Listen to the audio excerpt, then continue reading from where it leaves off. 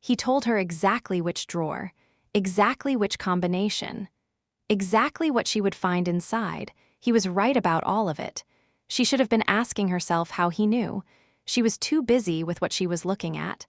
A photograph. A letter. 3 words written in red pen, "Don't be foolish." And suddenly the man in the locked room was not the most dangerous person in the building.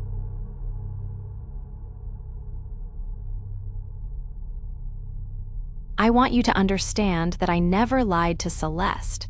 Not once. Everything I told her was true. I simply chose, very carefully, the order in which the truth arrived. There is a way to give someone all the facts and still construct a story of your own choosing. I had been constructing this one for 3 years. It was nearly done. He told her 3 things in that session. First, Vale maintained a secondary filing cabinet in his private office, locked with a combination he had not changed since 2019.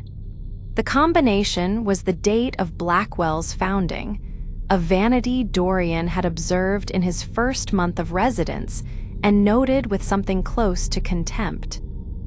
Second, inside the cabinet was a photograph. He described it precisely: the subject, the location, the other person in the frame.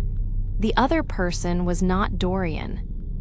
Third, Isabel had not drowned because she went into the water voluntarily, and she had not drowned because someone pushed her. She had drowned because someone had frightened her so badly on the cliff path that she stepped back without looking, and the edge was not where she thought it was.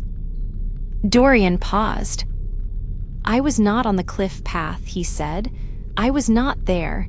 I arrived afterward. I found her. And then the person who was there told everyone that I had been." She did it at 2 in the morning when the night staff were at their furthest rotation point from the administrative wing.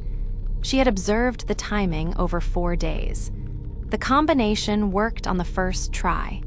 The drawer opened smoothly. The photograph was exactly where Dorian had said it would be, exactly as he had described.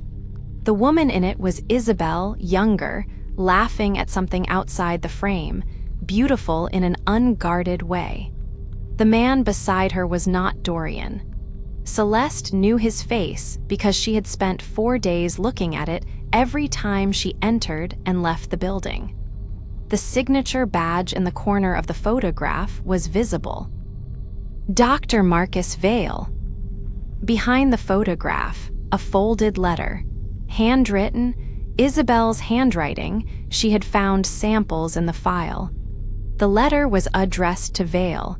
It was dated 2 weeks before Isabel's death.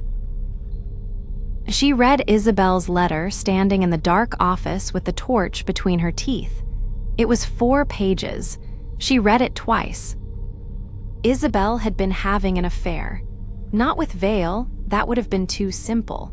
She had been having an affair with a younger colleague of Vale's, a man Vale had mentored and then destroyed professionally when he found out. Vale had not destroyed the man out of moral outrage. He had destroyed him because the man knew something about Vale's professional conduct, specifically about a patient death 6 years earlier that Vale had buried.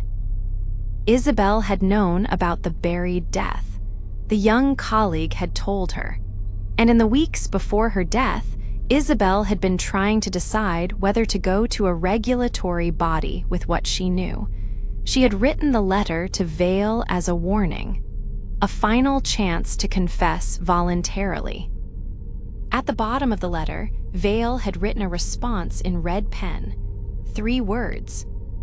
"Don't be foolish." Celeste put the photograph in her coat pocket, left the letter where she found it, locked the cabinet, walked to her car with a steady pulse and a very clear understanding that she had just crossed a line she could not uncross.